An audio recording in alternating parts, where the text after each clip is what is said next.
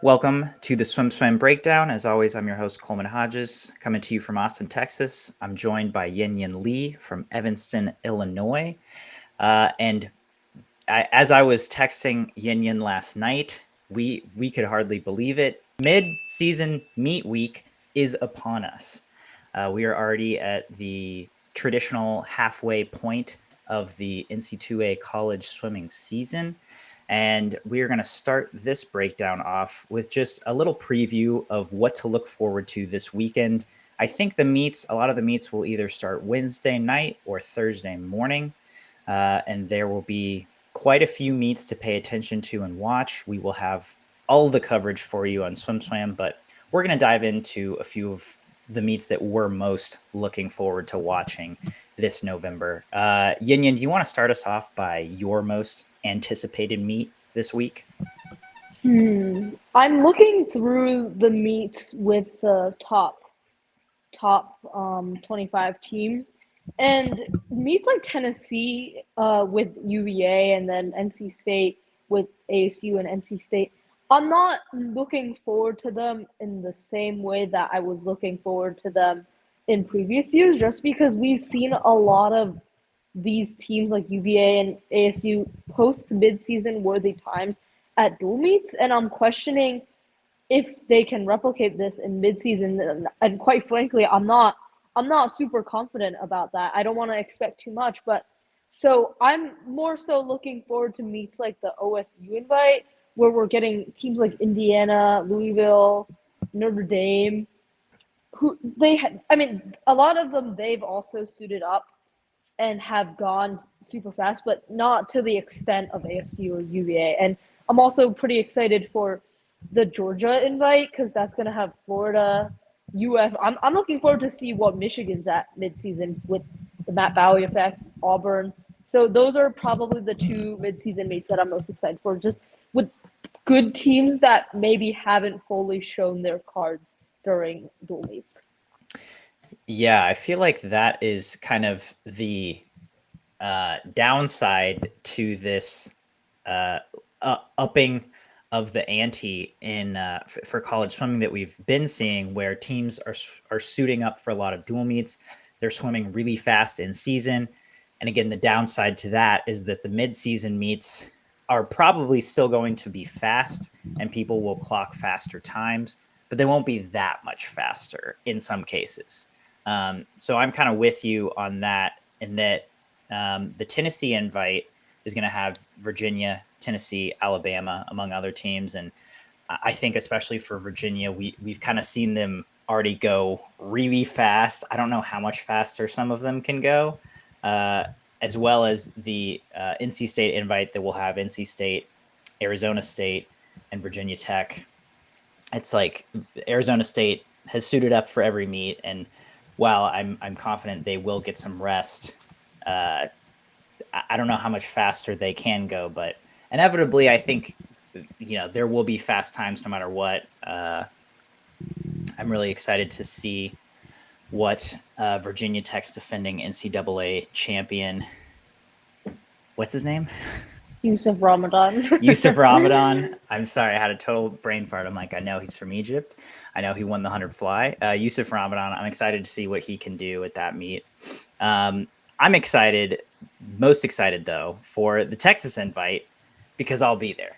And so not only will I get to see it, but I think we'll get to see three of the most intriguing teams this season so far, which are, well, actually, we'll get to see a lot of intriguing teams. So we'll get to see the Stanford women, who suited up, I think, less than a month ago and went really fast. And so, that is a team that has lost a lot of firepower. So we'll get to see kind of where they're at midseason, which is not usually super fast, but we'll see if they can kind of one-up themselves from that dual meet. We'll get to see where the Stanford men are, who have also lost a lot this semester, and kind of get a better feel for where they might be able to end up at the end of the season. We'll get to see the USC women, who've been on fire this season, and we'll get to see them go head to head with the Stanford women, who we've been comparing them to a lot. And then we'll get to see the Texas men, suit up and get some rest, hopefully, which, they've kind of had. They've also lost a ton of firepower, and they have a couple star freshmen, but we're still kind of like, where will they end up? Maybe somewhere between 12 and 6, but like we're not really so sure about that yet. So I think this will give a better idea for a lot of those teams. And then obviously the Texas women, who are the strong number 2 favorite at this point in the season, and could end up challenging Virginia at the end of the season if they're firing on all cylinders. Yeah, I think the Texas invite's going to be a little preview of that Pac-12 championship battle on the women's side between USC and Stanford. I think, obviously Texas is going to be thrown in there as this big buffer team, but if you look at the scoring, if you look at the head-to-head matchups, you'll see a lot of what's to come in Pac-12s. And Coleman, going back onto your point about how this is the one downside of swimming fast all round, I still think I'd rather have fast swimming to look forward to every week than waiting all the way until mid-seasons. And I think it does, this whole idea of swimming fast all the time might take a little bit of the spark out of mid-seasons, but I still think overall is a good thing because you're getting more fast swimming overall. And it's not like mid-seasons isn't going to be fast. I still think it's going to be, we're going to see a lot of nation leading times, or top 5 times from mid-seasons. It just might not have the spark that it has had in past years. And I think if we still like weigh out the net gain and the losses, this is still a good thing, what we're seeing this season. Absolutely. Yeah, I'd rather have fast swimming all year round and have mid-season. I would say about 5 years ago, you had this thing where there weren't a ton of fast swims in the fall, but then mid-season would come around and everyone's throwing down crazy times. And I would much rather have this scenario where, in the men's 100 free, we've already seen multiple 41s in season. In the women's 100 free, we've seen a frickin' 46 and multiple 47s. It's like there's already been a lot of fast swimming.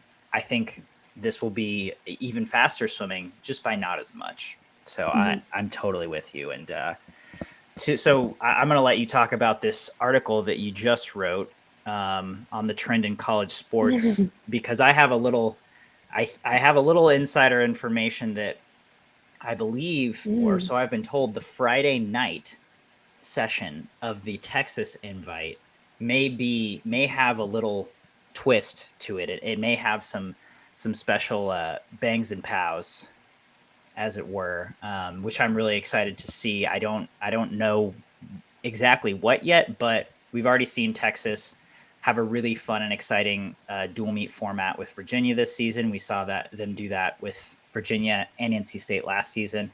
This season, they're hosting their own invite. And so they've told me it's just the Friday night session finals.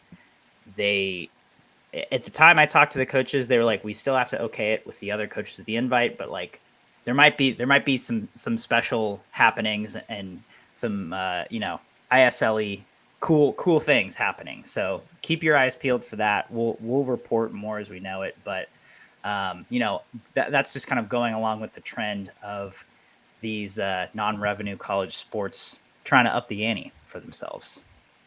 I mean, to be fair, I think we're still eons away from a lot of the other non-revenue sports that I mentioned in the article that I wrote. But I mean, I do like Texas's mindset. I think they've been one of the leaders in trying to make swimming more of an event rather than just a meet. But yeah, I'm excited. I'm excited for what Texas has to offer. They've always stepped up.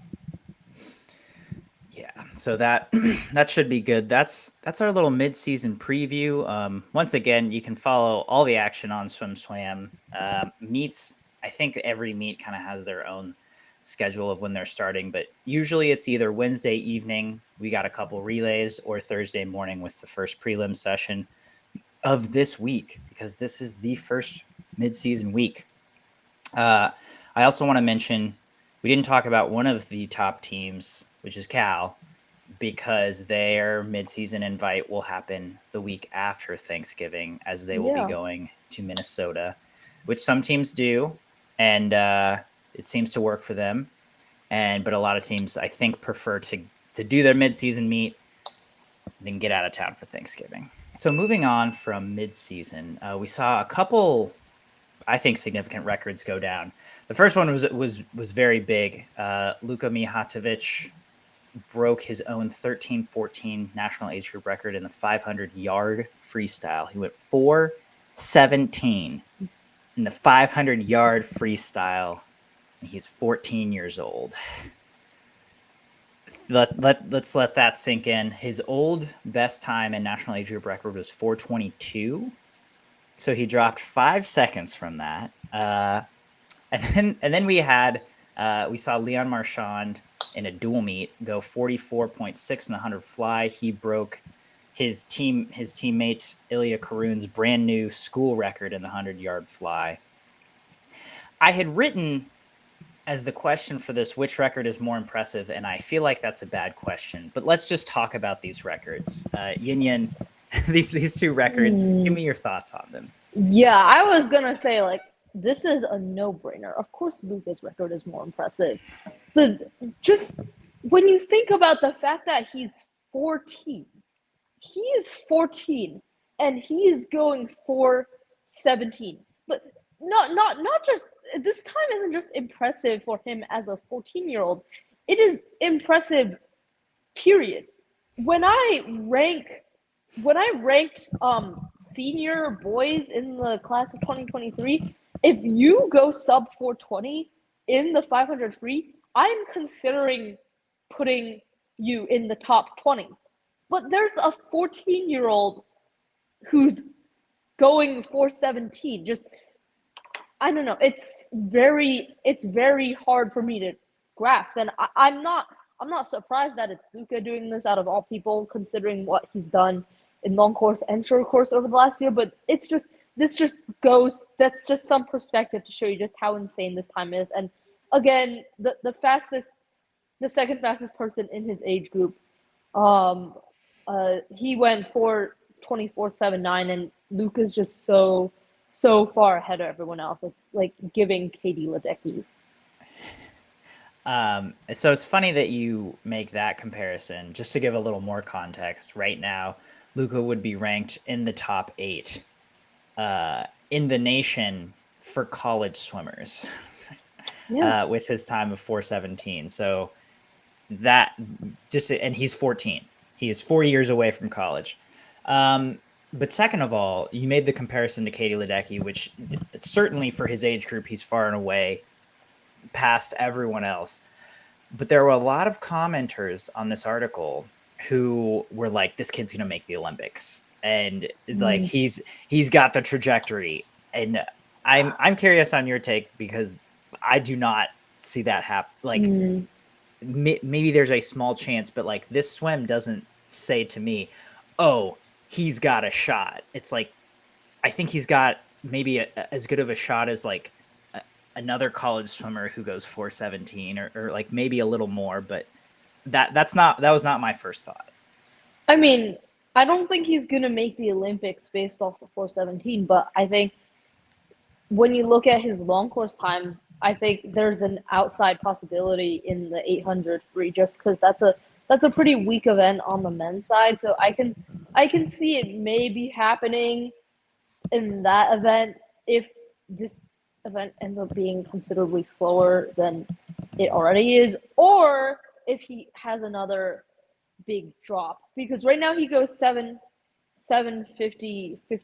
in the 800, and it's probably going to take like a 7:49, 7:48-ish to make Paris. So if he drops, if what it takes is a few seconds slower in 2024, or if he drops a significant amount of time, I can see that, but not in any other event, not in the 400. Yeah.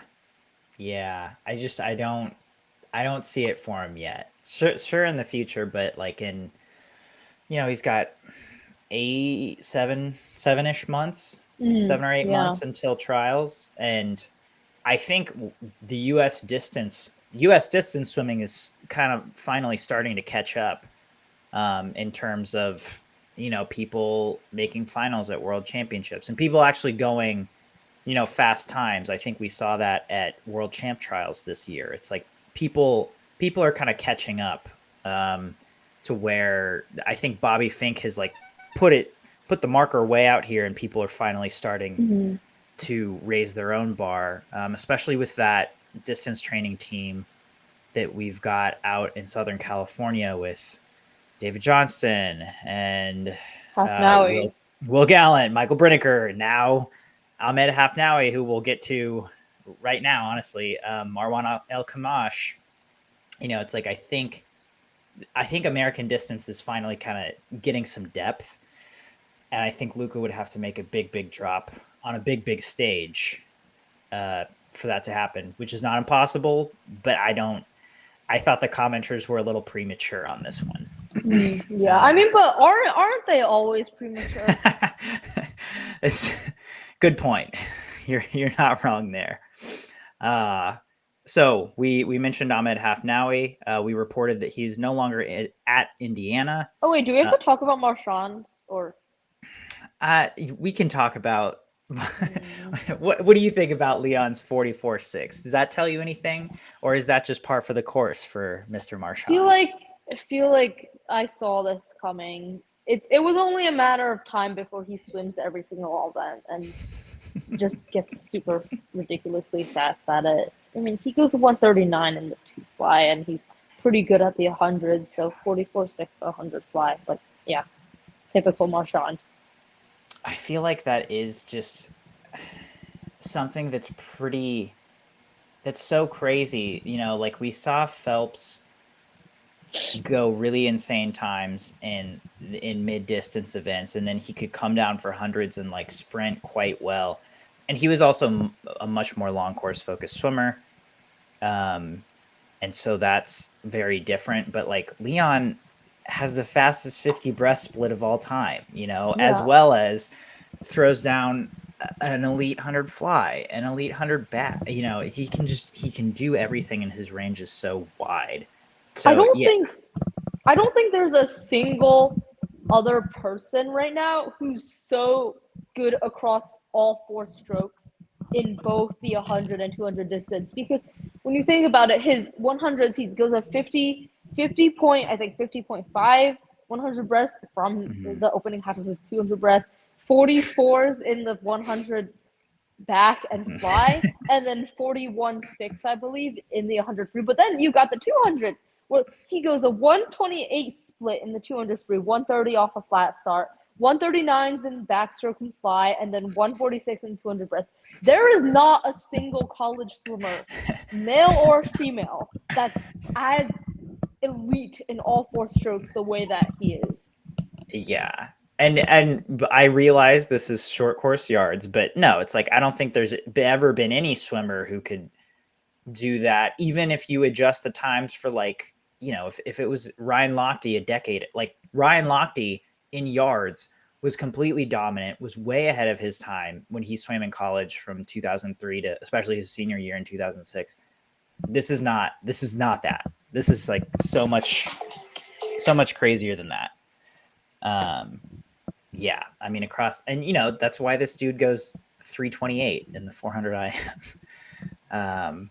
But yeah, it's wild. The 100 fly, I don't think he's going to swim the 100 fly at NC2As. I don't think this is like a huge surprise, but like you said, I think it was a matter of time until he swam every event. We've seen him swim the 100 fly, and he's currently the ASU school record holder. I wonder how long that record will last. Do you think it'll get broken before Pac-12? I mean, but it'll probably get broken this weekend, right? Yeah, I mean, I think it'll ultimately get broken and not be Marchand's record at the end of the year, because Elia Karoun's going to swim the 100 fly at NCAAs and Pac-12s, and Leon Marchand won't. Yeah. I don't think he'll swim it ever again this year. Which is kind of a shame, but, every time he swims, it's good, so we can't complain. Now we are moving to Ahmed Hafnaoui, who is no longer competing at Indiana. He is training out in Southern California under Mark Schubert at the swim team. They the TST, the swim team, provided the following statement: Ahmed's trip to reconnect with friends was a warm reminder that the bonds we form in the pool are unbreakable. Just as we would graciously open our doors to any swimmer, we extend our support to Ahmed as he continues his training. It is our understanding that he continues to be enrolled at Indiana University. The swim team remains committed to fostering an environment where athletes can chase their Olympic dreams without compromise. That So is such a long-winded answer with not much to take. Agreed. This is like a typical swimming moment.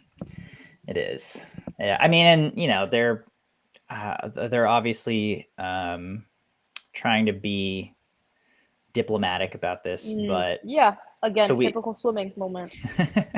We think Hafnaoui is still enrolled at Indiana, so still taking classes there.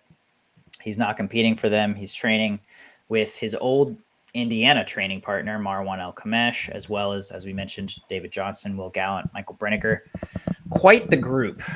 I'm curious as if you think we will ever see Hafnaoui pop up just in the NCAA again, let alone at Indiana, after this move that we really don't know much about at this point.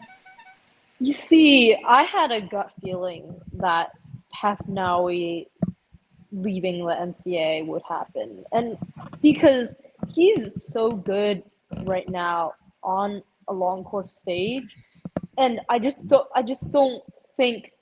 I'm not saying this is the right move because I personally think it's possible to be dominant in long course and in short course and still do fine at international meets, but I just don't think that's what he wants. And we've seen it a lot with people like Peter Coetzee, Masuik, Matt Sates decide a lot of these international swimmers deciding to dip from the NCAA and just not really prioritizing the NCAA in this Olympic year. And given how high caliber of a swimmer he is already internationally, I just have a feeling that he's not going to be coming back, especially not in this Olympic year.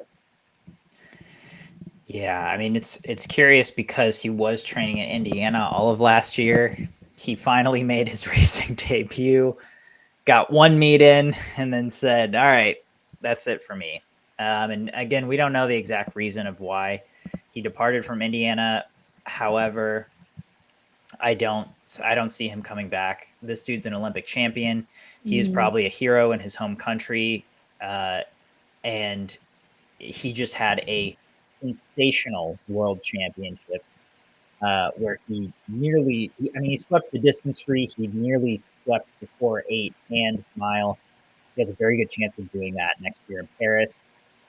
And honestly, if I was in his shoes, I'm like, yeah, I'm going to focus on the Olympics and try to make a lot of money, and like if I win 3 gold medals and repeat as 400 Olympic champion, it's like he's probably set for life.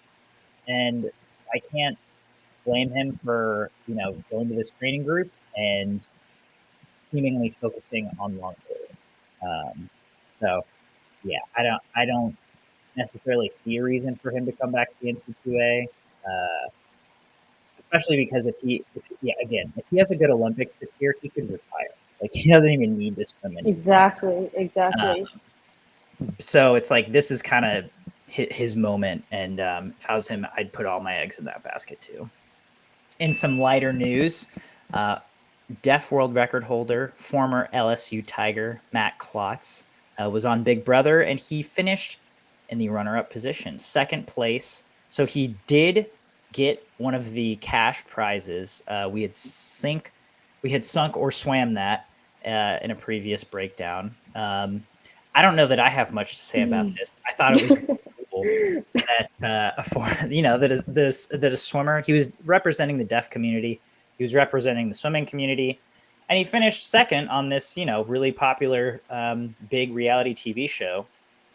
Almost finished first. I think that it was a jury of 7 members who cast the final vote, and he lost 2-5. So it's like, that's pretty close. But I just wanted to get that news out there for any of you listening. Yin, any thoughts on Big Brother and Matt Klotz before we move on to the next topic? Are you getting him on the podcast at some point? Didn't We we are like trying. ask him? I've talked to his representation. They said he'd be interested. So I think we're going to try to get him on this week. I would be really interested to hear just this whole, this whole experience. It's like Survivor or The Bachelor. It's like it's a big reality TV show, and it's an elimination show, and he made it really far. So he probably has a lot of insight that a lot of other people don't. He's also, hard of hearing / deaf. And so I know a quote that I saw was he had to make himself be really social because he couldn't hear 85% of the conversations in the house. So, I think he would provide a really unique perspective on a podcast. Yeah.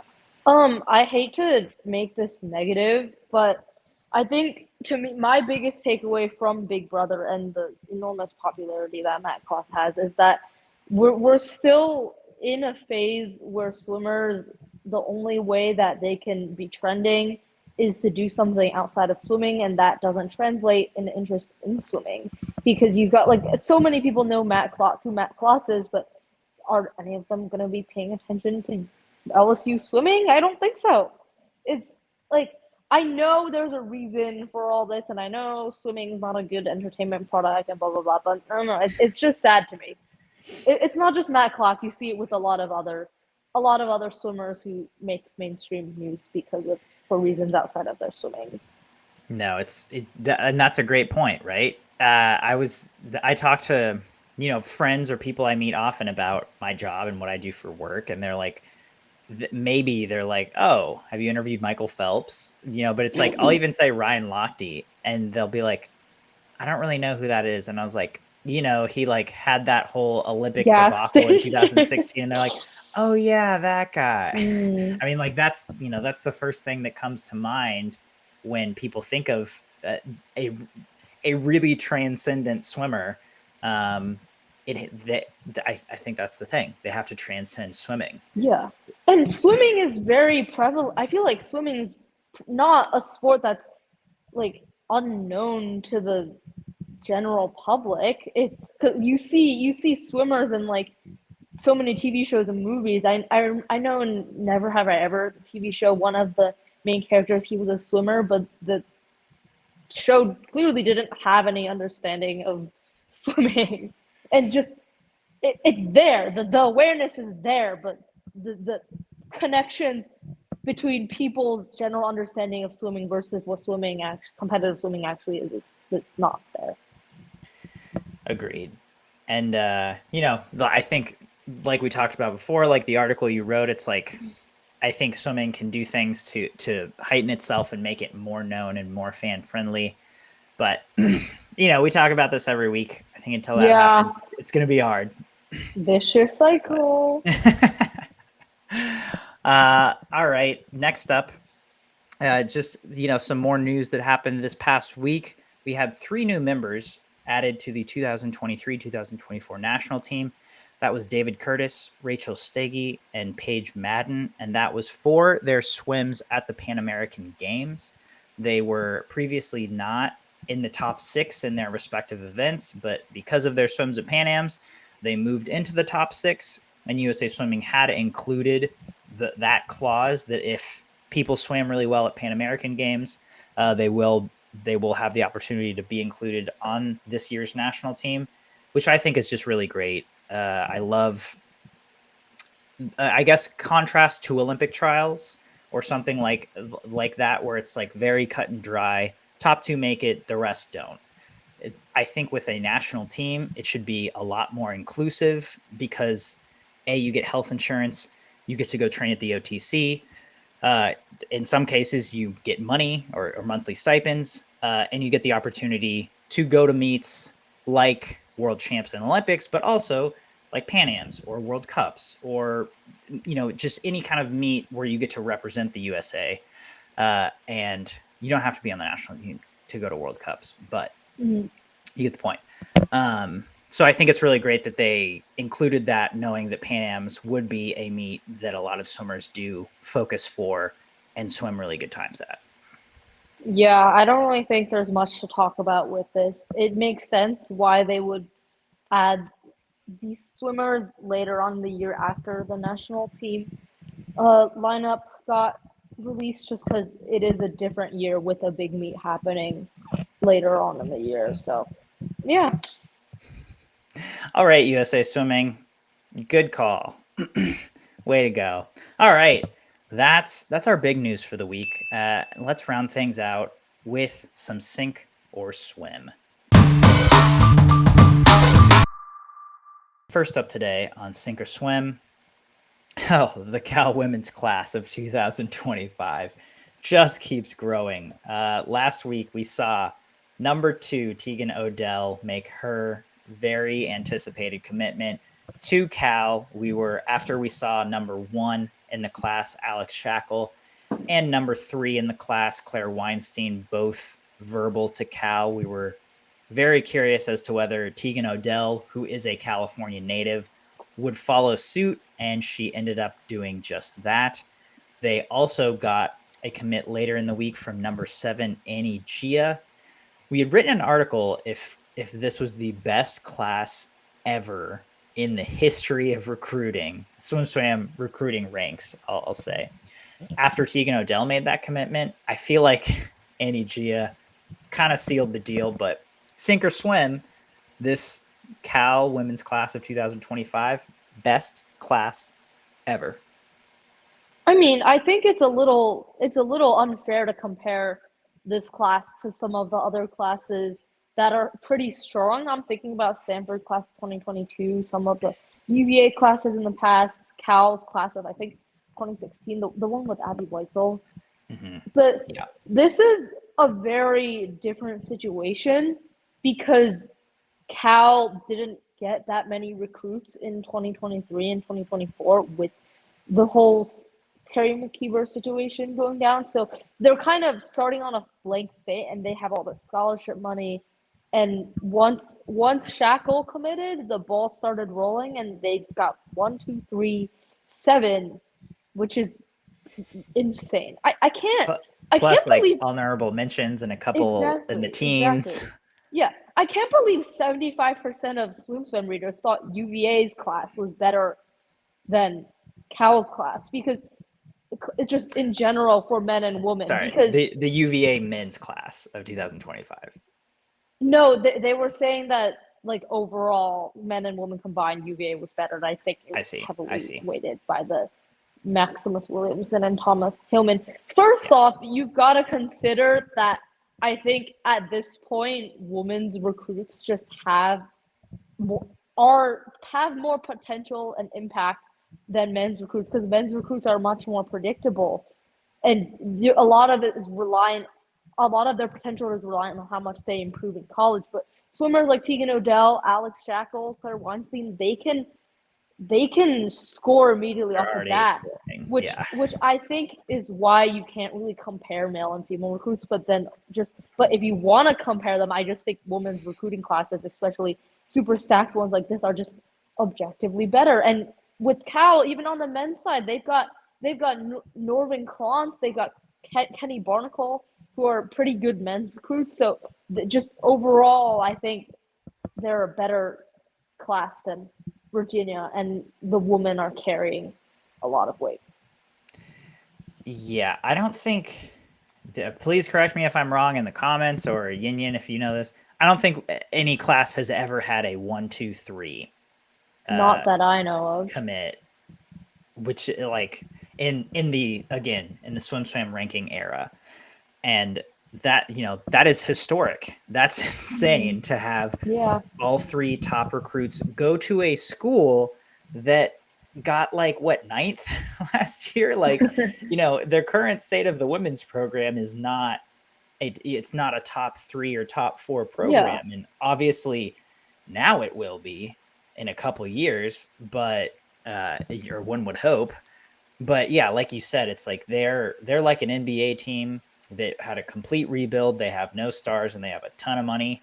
And it seems like they went out and really used it wisely.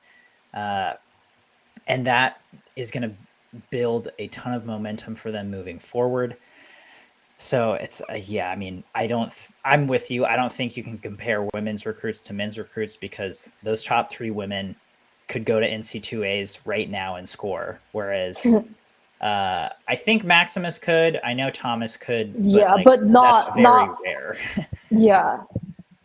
Yeah, that the women would score way more points Yeah. than the men would. So, yeah, I guess I don't even know if he answered the question. I'm swimming this. I think it's hard to compare, but like 1, 2, 3, I'm going to give it to him. I think this is the best recruiting class we've ever seen. Yeah. Next up, another very subjective question that our own gold medal Mel asked this past week.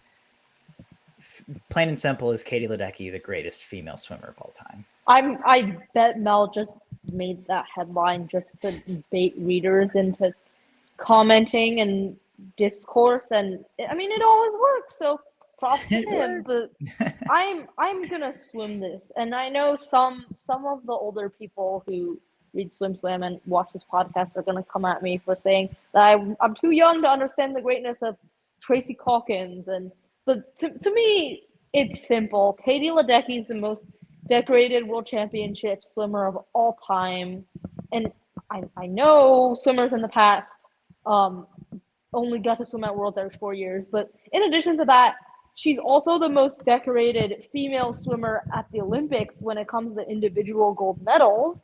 She has competed at 3 Olympics, and has won gold at all 3 of them, is heavily favored to win gold in Paris 2024. She is arguably the most dominant distance swimmer ever, and what she's done with the 800 and 1500 free is something that no other swimmer has done.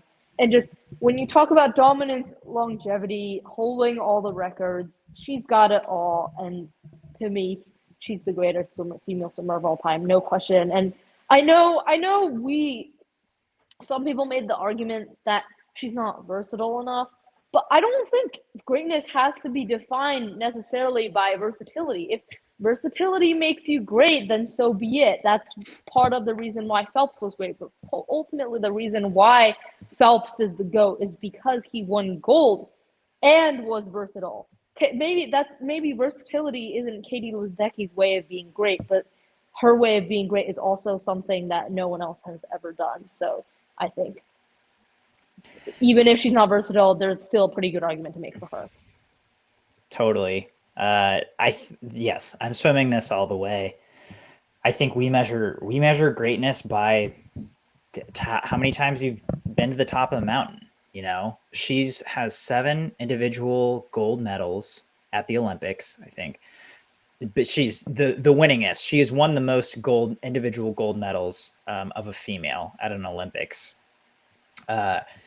Most world championships past Phelps. It's like we think Phelps is the greatest, not because he was versatile, but because he won 23 gold medals. And that took versatility, obviously, but it's because of the gold medals. And Katie Ledeckt has the most. She's set so many world records in season, at the end of the season. Like you name it, she always goes fast. She has always blown away her competition, especially in the longer events. You know, and towards the end of her career, people have started to catch her, but she's still in the game. And that's in the 400 free, right? In the 8 and the 15, it's like no competition. She has like the top 30 times of all time. So yeah, I don't think this is a really. I think you could make arguments for other people. I think she could retire right now and still be the greatest at 10 Olympic medals, even though there are 3 other women that have 12. There's a strong chance Emma McKeon she has 11 Olympic medals now. She could get more at this Olympics, and so she could, pass Katie for that one. But I think Katie's going to get past 12 Olympic medals. I think she'll win at least 3 medals in Paris. And I think that will really cement it as just, all right, no argument. She's the best. So yeah. For me, it's a swim all the way. And finally, this is a pick your own, choose your own adventure. We've got 3 options. Choose your own adventure.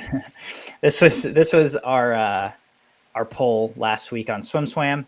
And it is, would you rather see skins races like in the ISL, super finals like at the Virginia Texas dual meet, or golden races like we saw at the World Cup to make a college dual meet more exciting? Okay, absolutely not golden races. They're way too confusing. I don't even fully understand what was going on at the World Cup. I And I think I think, think mixed races are fun.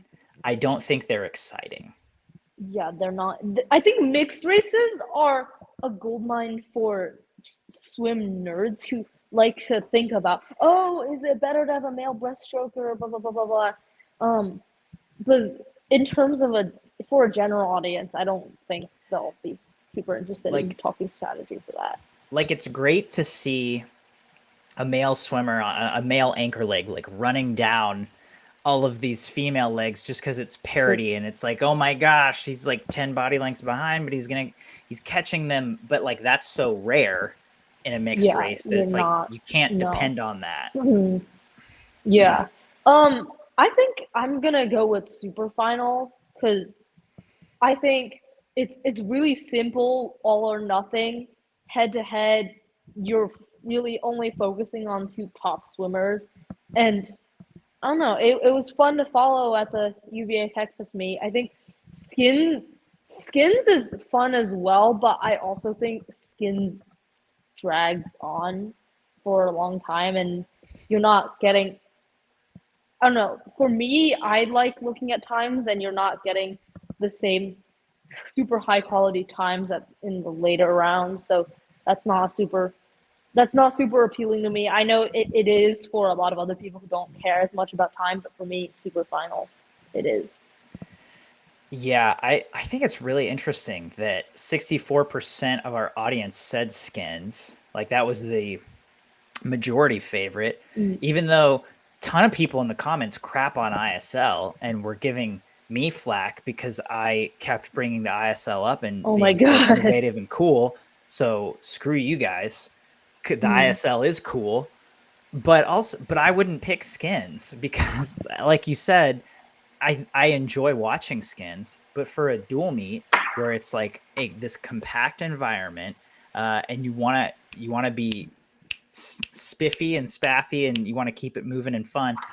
If you put skins on a 1 minute interval, I think that'd be fun. like Mm. like Yeah. not 3 minutes, but like, all right, you swim a 50, two people or four, how two people get eliminated, and then you get right back up on the block and swim another one. Like then you'd really have to strategize and like figure things out. But then it would ultimately just come down to the super final. So just have the super final. Um, I Yeah. thought I thought Virginia and Texas did a really good job of that. I also think anything you can market, do that.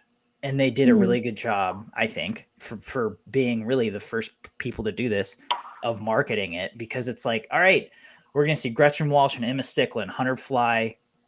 You know it's gonna happen, right? So it's like I'm gonna tune in because I know that I'm going to see these two swimmers go head to head. And that's what I want. I don't really care if it's like, oh, they're going to swim 350s and then they're going to have to strategize. And then it's like, I just want to see Florent Manadou and Ben Proud swim a 50 free. It's like, I don't care about the other. Yeah. So I thought the super final was a really good thing. And then you get to see a lot of people uh, race in that format. Whereas skins, it's like, all right, we're doing a 50 free. And I know they did other strokes of skins in later seasons, which I really liked. But again, it's like it's one race versus lots of races of really top tier swimmers. Exactly. Yeah. So that's I'm with you. I think super finals. I hope they continue. I hope they're a trend that we continue to see in dual meets. But there you go, people. That's our news for this week in swimming. Thanks for tuning into the SwimSwam Breakdown, and we will see you next time. Peace.